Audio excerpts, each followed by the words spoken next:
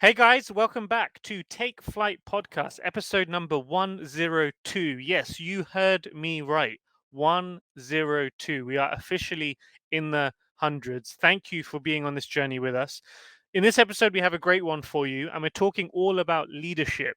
In some shape or form, the group of Take Flight podcast within this decade, from 2020 to 2030, will transition into leadership roles if they're not already there today. Whether that's at home, in their respective businesses or careers, or even in the local community. So, in this episode, we deep dive the topic of leadership and what it means for us. We talk about good leadership and give examples. We flip the question and also talk about bad leadership and our experiences there. And then, in terms of closing the episode, we get reflective. We talk about our leadership style as we see it today and where we want to be in the future. This is a great episode, guys. We hope you like it. And before the episode starts, if you're listening to us on Apple Podcasts, if you could spare a few minutes, it literally can take only 1 minute if you're very quick with it, to leave a review for us on Apple Podcasts. It means the world. If you haven't already subscribed to Take Flight Podcasts on whichever platform you're listening to us on, please do subscribe as well to make sure you get all the downloads whenever they come out every Monday, to be exact. We hope you like the episode. Please share feedback with us, and any suggestions for future episodes are always welcome. We hope you enjoy this episode of Take Flight. Take off, take flight with you. For we never fly, but we're flying. Right, guys, welcome back to episode number 102 of Take Flight Podcast. This is a group episode, so we have the quartet back for this. And as you can probably tell, we are now into triple digits for our episode. So this is a nice space to be in. Now, to kick things off, let's do our usual check-in with the gang. Daniel, why don't you kick us off with your moves? How you been? Yeah, I'm doing good, thank you. Had a nice weekend. Watched the Tyson Fury Wilder fight. Had a couple of combos myself, not fully jabbed, but I'm giving out the jabs. So yeah, I'm doing good, doing well, thank you. I can tell you're doing good, Daniel. That's the fastest I've seen you move in a while. So those jabs were looking lethal. I think Tyson Fury. In case you're listening to this, watch out for Daniel Johnson because he's coming and he's prepped. No. He don't need to watch out for me because he'll floor me with one jab, so I'm good. I know my lane.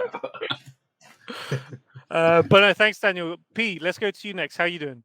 Yeah, speaking of jabs, I'm still dodging mine. I take my first COVID test tomorrow because I'm traveling for the first time in a long time to Sweden to meet the team for the first time. So really looking forward to it. It's going to be great. And yeah, providing that the test goes well, I'll be on the plane. So P, this is your first COVID test ever. Who knows? I might wake up in the morning and I might decide not to go. It's nothing to be fearful of. It's nothing. No, I'm playing. No, I'm playing. But it's the first test. And you're traveling for business, right? But yeah, all good. Family's well. Like Daniel, the fight was good. I think Fury should retire. When you get knocked down twice, and you deliver the KO. You mean Wilder should retire? Yeah. Or... No. I said no. Fury should retire, right? Because when you get knocked down twice, you come in as Spartan. You get knocked down twice. You deliver the knockout blow, but this was the key, and you end it with karaoke. Legacy cemented, cuz. It's good. That was his first defense of his title, right? So I think it's too soon for him to retire. He won't retire because he signed a long-term deal with ESPN, so he's not going to retire anytime soon. Even if no one could beat him, he's not going to retire after just defending his title once and then just saying, "Hey, that's it." But I mean, I've got 6 kids, I'm chilling, man. No one can touch me. Anyway, so on that, no, thanks Pete for sharing. And on that thread of early retirement and going to a guy whose lifestyle is funded by almost 50 rooms. Olu, how you doing? Every day getting closer to that retirement. He like that. Look at his style. Look at his demeanor. You can tell he's leaning back. He's chilling. He's just just on a journey to financial freedom. That's what P says. But no, I'm good. I got to see. So P's going to see his team this week. I got to see my team for the first time last week. So I went into our new office. Really nice, modern, sleek office. Got to meet the team, CFO. all the GMs, they were down in London, so it was good to get familiar with the team. It reminds you how draining sort of networking is, right? Because everyone is new, so it's always the hi, my name is, this is all of that introduction with a massive smile on your face. But yeah, it was good to meet the CFO and my manager and direct team. So good. No, good to hear, man. And just on that similar thread, so I think for me also, I'm trying to build up my travel endurance now professionally. So it's a lot of back and forth at the moment, but going good. And today was actually a very special day. Today was the graduation day of my youngest brother. He actually finished uni in 2020, so just over 12 months ago. A round of applause for Jubair Ahmed. And actually also a round of applause for Ishmael Timbo as well, who also recently graduated. The young guns Yeah, are champ. coming through. These man are Young guns are coming through. the future leaders. The future leaders, I'm exactly. I'm sure both of them got a higher grade than both of you. Okay, guys, it doesn't matter, all right? It doesn't So matter. at the end of the day, it doesn't matter. It's about where you end up afterwards. But No, these as two long as young gentlemen, sorry, P, no, I'm gonna just say the last name says Timbo. That's all that matters. We take the exactly. wins together. And Go just on. plus on that, if the last name says Ahmed, we're all good. But no, really, really proud. It's been a journey for him. He graduated, finished studying last year, but then his graduation has been postponed multiple times. So it was really nice today to celebrate with the family, spend the day in London together. And yeah, I think these moments are even more special after what we've been through collectively the last 12 to 18 months with COVID and everything else. So, no, so it was a really, really nice moment and looking forward to the future. Um, and talking about the future, guys. So I wanted to get your take on a topic called leadership. And this is a topic that can really shape the future and has also shaped the past and is shaping the present as well. And with regards to leadership, why did I want to talk about this now? So we're still in the early part of this decade from 2020 to 2030. In this decade, I think it's comfortable for all of us to say that we'll be taking bigger leadership roles, whether that's at home with our respective families, whether that's in our own businesses or international careers, or whether that's even in the local communities that we all look to serve and help. Leadership will be an important thread. So I wanted to deep dive this topic with you guys and get your view. And what does that actually mean for us? And I've got a couple of questions that I wanted to tackle and get your view and hopefully have an active discussion.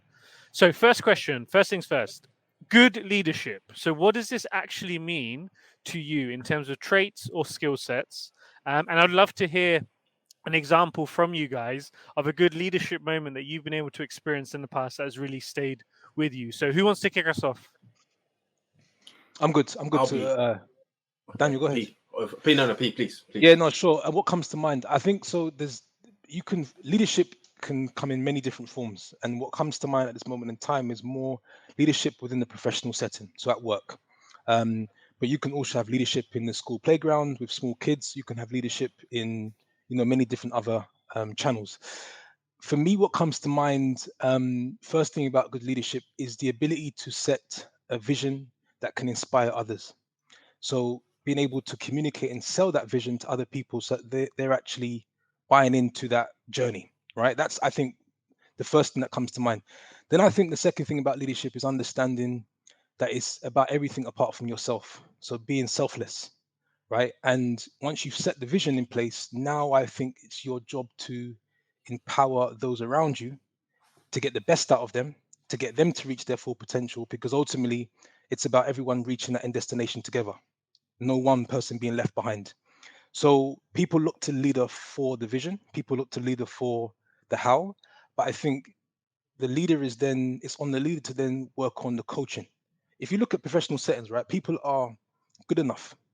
What they need is to be coached in areas where they can deliver on impact, right? They don't need to be told what to do.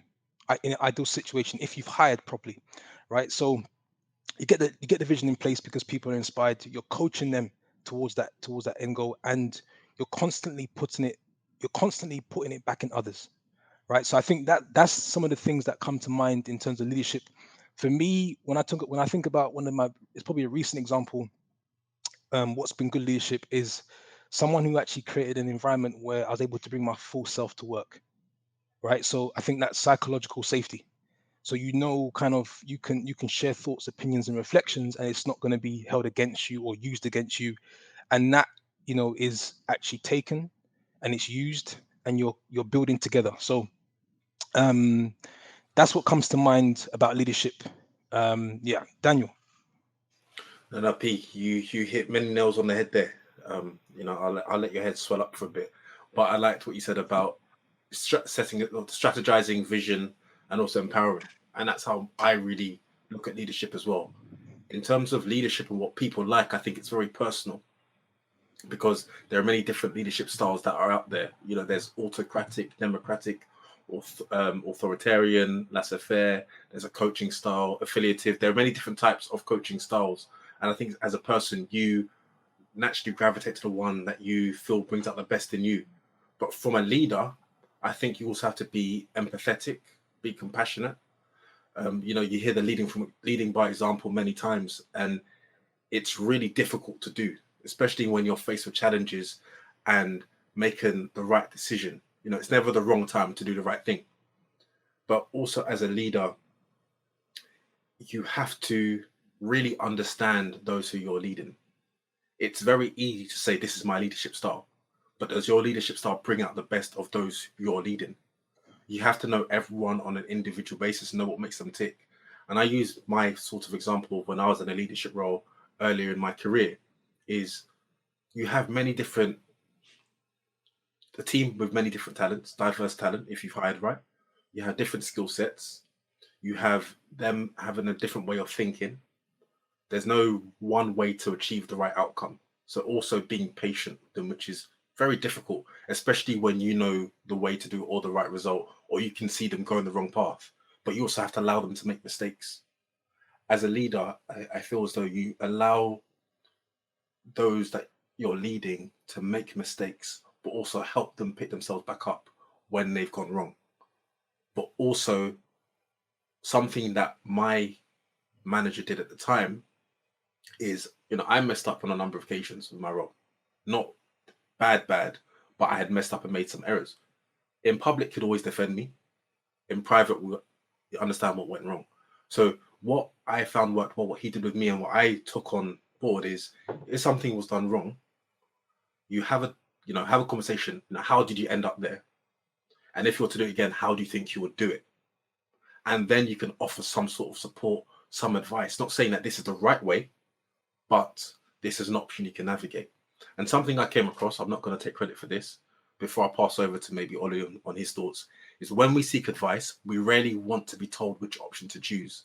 We usually seek guidance on how to approach the decision. The best advice doesn't specify what to do. It highlights blind spots in our own thinking and helps us clarify our priorities. I'll pause there. I can speak probably at length for this. I did an Take Flight takeaway on leadership, but yeah, over to you, Olu. Sounding like a Yeah. keynote speaker. Go on. trying to wrap up his credentials. I could speak at length. Yeah. And that's also a little plug for Daniel's Take Flight Takeaways episode as well, guys. Which episode was it, Daniel? Make sure you check out the Takeaways episodes, by the way, in case you haven't Olu's- checked them out, Olu's because they're putting them on the great. spot. Great content. Olu, I'll be very upfront and frank. I can't recall. We've done a number of episodes since, but I believe it was 90 something.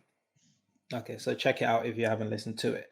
I think Daniel and P mentioned some great points that I don't really want to repeat a lot of their points. I think we've all mentioned the fact that vision is really important when it comes to leadership.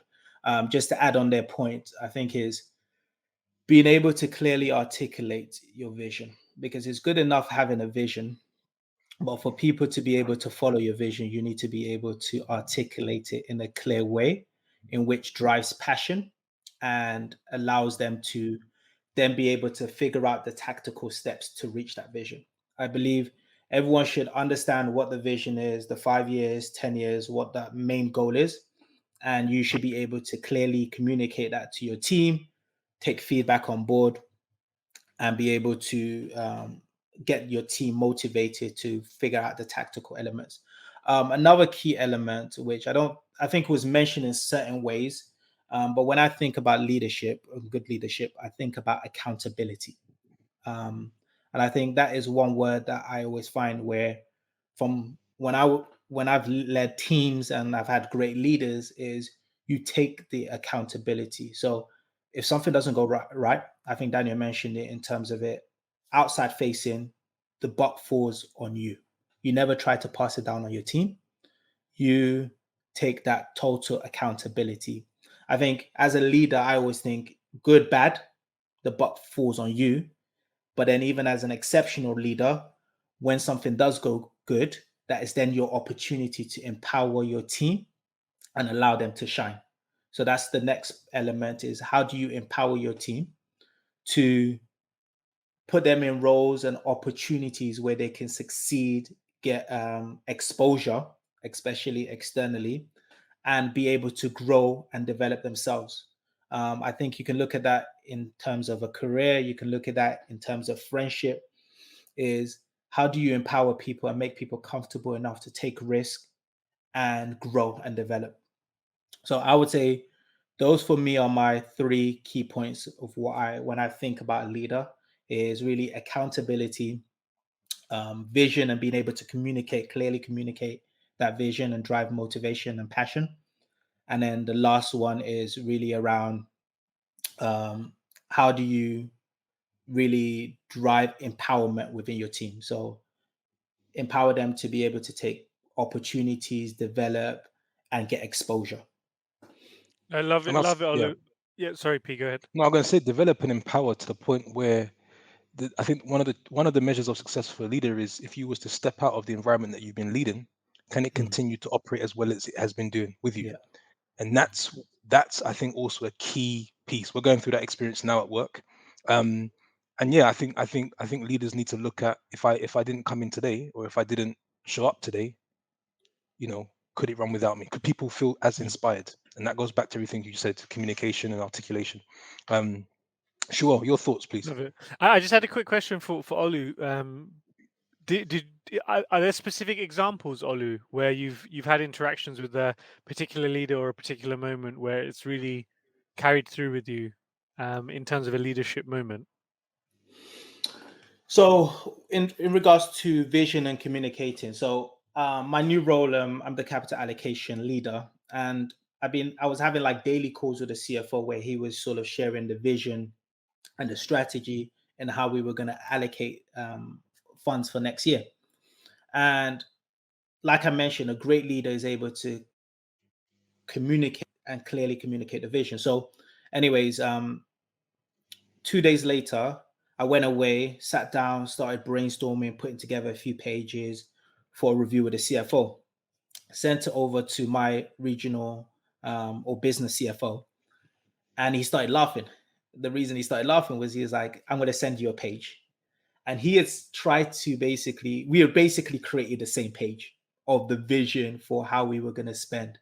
And he laughed because he said, your way of presenting it was actually clearer, and we're going to actually go with your page instead of mine. So again, that's the part about, it's okay to have a vision, but if you're not able to clearly communicate that, then it's difficult for another person to understand it, get behind it. And again, the part about empowering, when it got to the point of presenting to the CFO, right, of billion-dollar company, he said, look, I'm going to sit back, you present, and I'll chime in as needed. So again, it wasn't just enough clearly setting the vision and me figuring out the tactical and working, but he said, I'm going to give you an opportunity to empower you and shine and get exposure with the CFO. So yeah. No, I love it. Love those examples, Olu. And very, very, very subtle, humble flexes there with the numbers and the titles, but all good to hear. I think to close out, I think I really agree. I love hearing what you guys were saying, and I think what I loved about it is that they are applicable in so many different areas. I think we talked about different things, but I think if you were to apply any of those in business, in community, in family, then a lot of these traits are very common as well. I think the only one thing that I would probably add is, for me, I think the leadership component, before people can lead organizations or teams or their own companies, I think there's an element where they need to have leadership of their self. And I think the leaders that really have stood out in my mind are the ones where you feel they are in control of their own feelings, their emotions, their thoughts, and even when they're not, you know that they are, if that makes sense. So I think having that leadership on themselves is something that has definitely played a part, and it's a foundation for strong leadership. In terms of example, That's actually quite interesting, Shual. I don't want to divert us completely but different, interesting. but Why do you disagree? Agree or no, I've never thought about it, right? To say if someone has like their personal life completely all over the place, yeah, can they be good leaders within the workplace? Or is but like I've never really considered that. Yeah. but I think so. Probably just to add a bit more meat to my comments. So having leadership of yourself, that doesn't necessarily mean that there's unexpected personal situations or there's Mm, like a separation or you're dealing with family issues. I think those things are just natural life happenings, right? mm, And sometimes it can happen.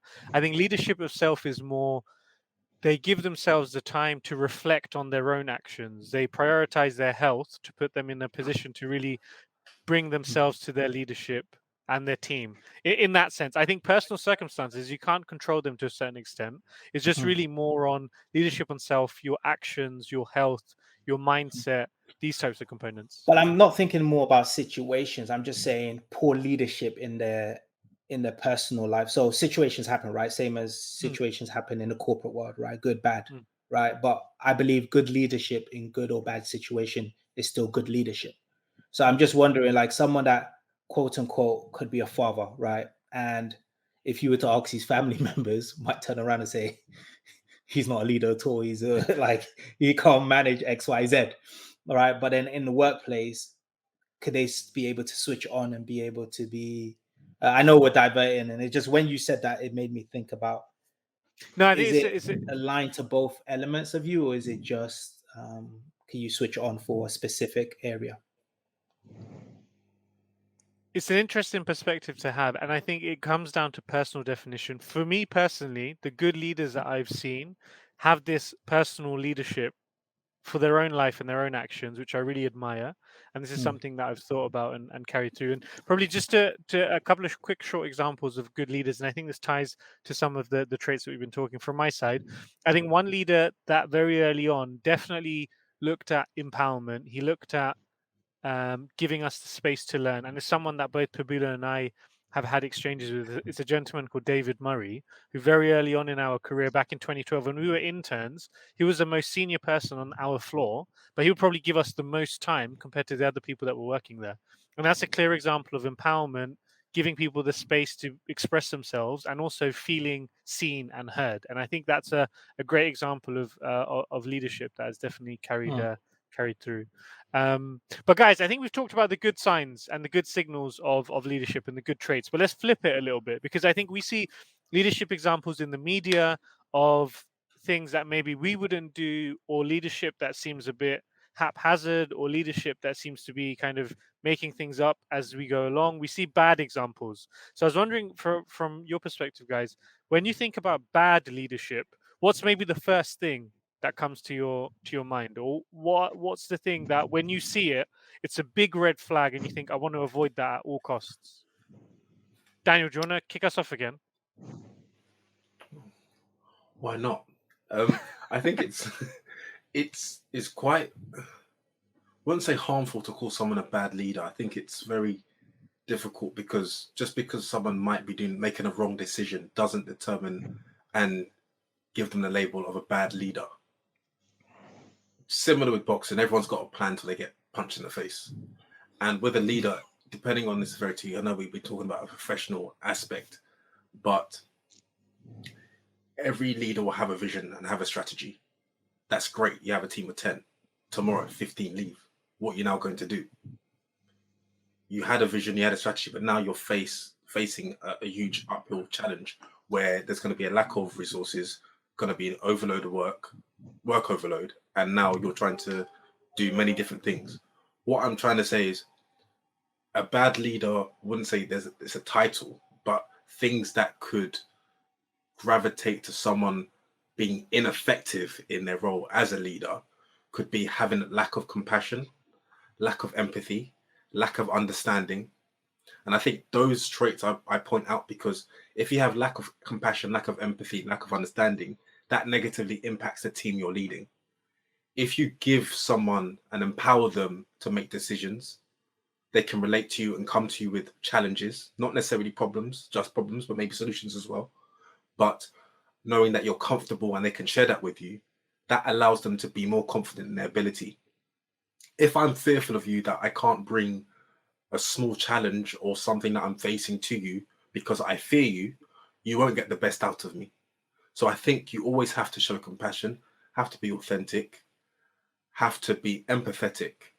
And the authenticity is in good situations and bad situations. Knowing that you will be the same, approach the same scenario with the same outcome, irrespective of extenuating circumstances to a degree. So if, for example, very small example, if someone comes to you and says, "Oh, I'm going to need some time, I will need some time off to handle the situation," be this, approach that situation for any other person that will come to you and judge it. Maybe it's a case by case basis, but be consistent with your approach. Be consistent with your leadership is what I'm trying to get at, because changing things can move the needle in a negative direction and a gargantuan amount. So Daniel, Yeah. on that, have you been in a situation where you felt like that, or you've seen that play out, and how did that situation develop? I've been managed by someone who was, when I say emotional, not the crying type, but they showed their emotions.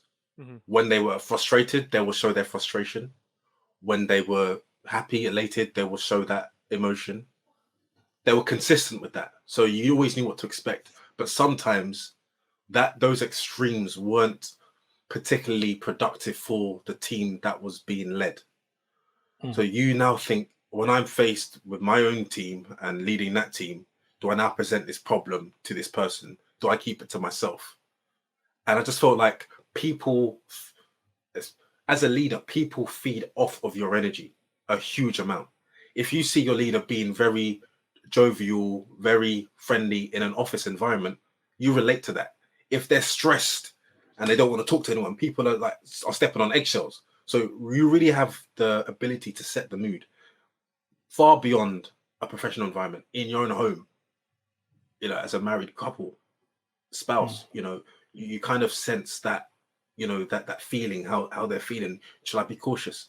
You can even sense it, when you translate that to sport, and in a team sport, football. If the captain's getting stressed, he's not going to get the best out of his team. That's why you see often the captains are trying to, if the opposition score a goal against them, they try and lift the mood up, because naturally their moods are going to drop. So the captain has to re-energize them, rejuvenate them, lift them up to say, you know what, let's focus and let's get back into this. Again, I could speak at length, but I would like to give everyone else the opportunity to try. Let me go. I could go next. Because I think I got 3 points in which are traits in which I identify in bad leaders, or I believe bad leaders consistently have. One is selfish. It's all about I, me, my acceleration, right? I think we can think about that in career wise or even personal life, where you get certain leaders where they try to use their team for the betterment of themselves. So it's, I'm going to get you guys to work all night and I'm going to go and present this tomorrow morning and look what I found, right? With no mention of the team. Something goes wrong. Hey, it was Daniel that did it. He was the reason. I told him to do X, Y, and Z. It had nothing to do with me. So selfish is a trait that you typically find in a lot of bad leaders. Daniel sort of mentioned it at the end, but I think is the inability to control your emotions. So I think you should feel and have emotions, right, to be a leader, but you need to understand and be able to read a room and control your emotions and not let your emotions control you. I think I've been a leader where someone is completely screwed up and you're thinking, you're looking at the person like, how did you do this, right? But you understand that, okay, this is not the time. You need to be able to control that emotions and understand, okay, how do I find a solution in this particular time? So again, bad trait is the inability to control your emotions. And then the third one, which I don't know why it's slipping my mind, is, what was the third one?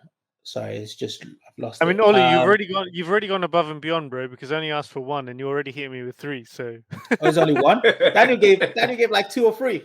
Oh, like but I broke mine down in a way that I yeah, could go. kindness, empathy. This I was like, yo, I okay. No, but whilst the mic's in my hand, figuratively speaking, one thing I didn't mention was the inability to listen. That's one top Now I remember my last one. one top trait as an ineffective leader is the inability to listen. And You let me guys just are say, you guys are last- having a versus battle, innit? Go the ahead.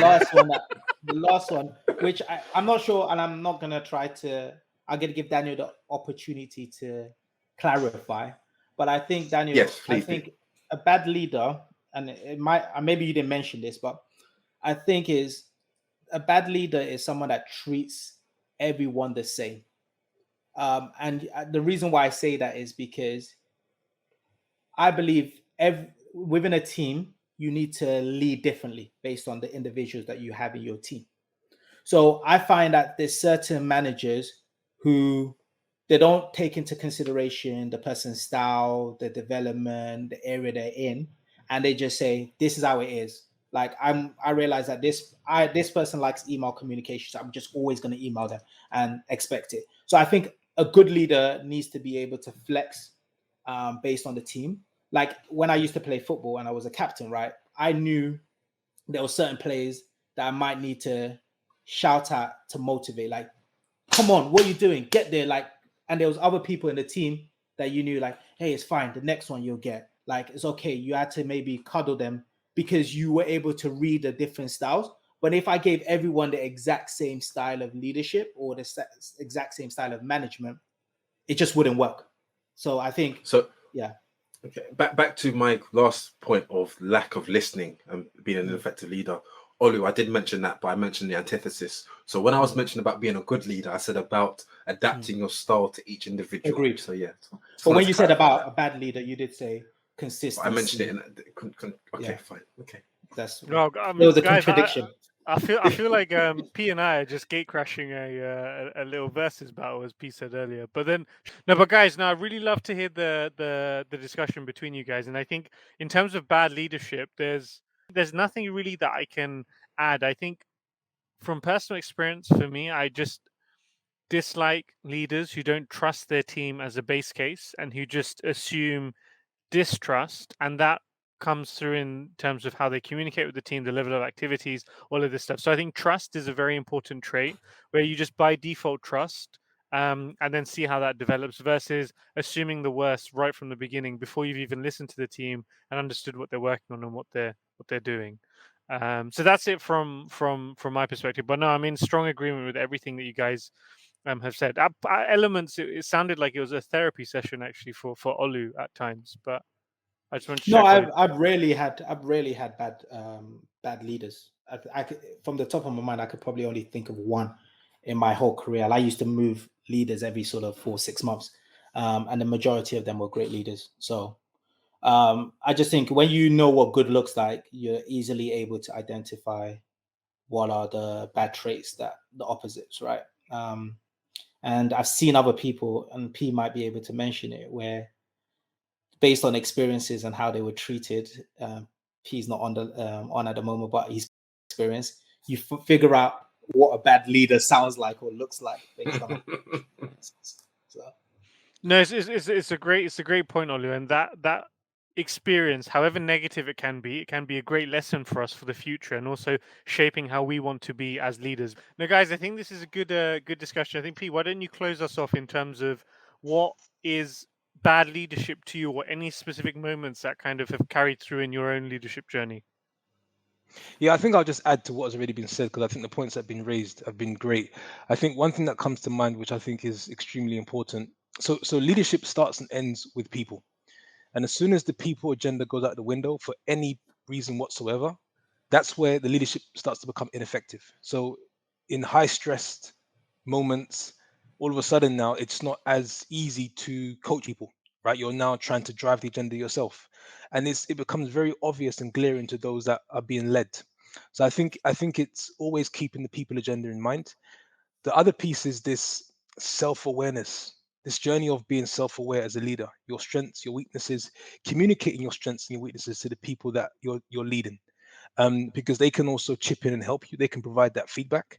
So if you don't open up that arena and have that discussion on where you're aware, very quick you start to see it show up at times where it starts to really break down momentum and success. And I think the other thing, maybe touching on to the awareness, is being very mindful of leaders to be very mindful of that their strengths can become weaknesses in high leverage moments. So, for example, if you're good at leading in a particular meeting, for example, and that's recognized, great. If you overdo it, you then start to take other people's time, right? And so it's being, and I think that goes back to your point, sure, about this personal transformation that you need to be on. So if everything I've just said, if you're not committing to that, your leadership style starts to become ineffective. No, I love it, guys, and I think this is going to be a great case study for us when we listen back to this episode in 2030 to see how our journey has evolved as individuals and leaders, and then if we ask people that we've led what their view on our leadership style, it'd be interesting to hear how that compares versus to the discussion we're having now. And actually, maybe that gives us a great segue on talking about the future. So we've spoken about good leadership. We've also spoken about bad leadership. But let's talk about us very quickly to close. How do you think, or how would you describe yourself as a leader today? And where do you want to be at the end of the decade in 2030? Ooh. Quick fire, by the way. Okay, let me take it. I think I see myself more as a democratic leader. So ask people like, how do you see it, valuing their opinions. But I think I want to do more of that, along with the coaching aspect of coaching people along the way. And I'll add to that last quick fire bit of being a bit affiliative. So making sure that the people come first. Great. So democratic coach with people first philosophy. Love it, Daniel. Olu. My current leadership style is really focused around building building an environment for trust. So that is why all my years of being a leader is being around how do you create an environment where your team feels trusted and empowered in regards to their work. They don't feel micromanaged. And I would say in the next decade, where would I want to be? I would say a thought leader slash expert in a specific space. So I think as a leader, it's good to have all the characteristics, but also you need to have some level of expertise in a specific space to drive that vision. Because before you can get to the strategic piece, you also need some expertise. So I want to be a thought leader in some sort of arena, if that's in my corporate world, if that's in terms of digital, if that's in terms of property, just seen as a thought leader in a space. Love it. Love it, P. How about Yeah, for you? me, my current leadership style, and I'm actually looking at home. When I say home, I mean my immediate family and also at home back in the UK with my mum and my brothers. I think, and I like how Olu framed it, is I think my current leadership style is one to build an environment of continuous improvement, right? So, everyone selling a vision to everyone around me that it's about personal transformation and it's about being on a journey of growth. And so what that looks like is me very much leading, taking it on my shoulders to do it, and I love doing that.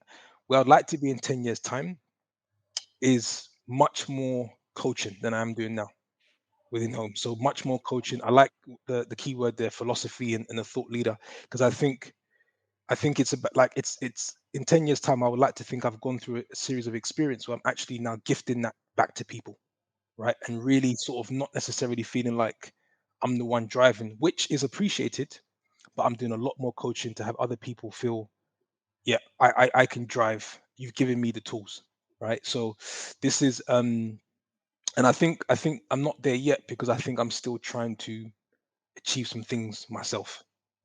Right. So it's difficult to, even though coaching is important, you're wrestling with that idea.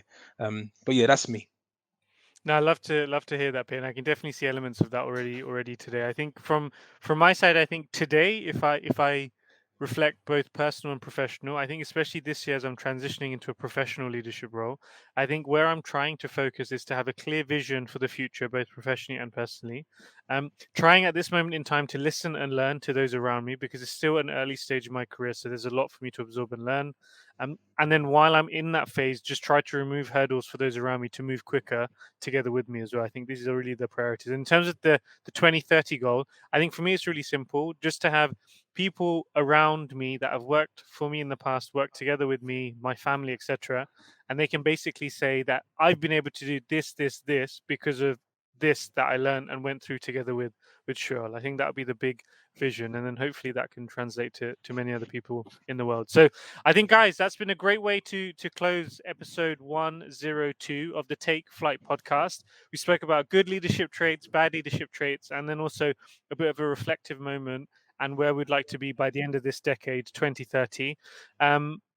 Thank you guys for listening, and I think with this I'll give it over to Daniel for the honors of closing. Thank you all for listening to episode 102.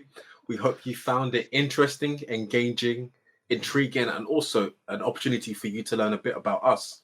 And maybe to expand on this another time, we could actually share what type of leader we think or traits others have in themselves within this quartet. But nevertheless, I'm giving some ideas, aren't I? But nevertheless, we hope you're all staying well, healthy. If you have any feedback for us, you can find us on Instagram at TakeFlight Podcast, or you can email us at takeflightpodcast@gmail.com. Until next week, stay safe, stay healthy, look after one another, and God bless. Take off, take flight with you. Yeah, for we never fly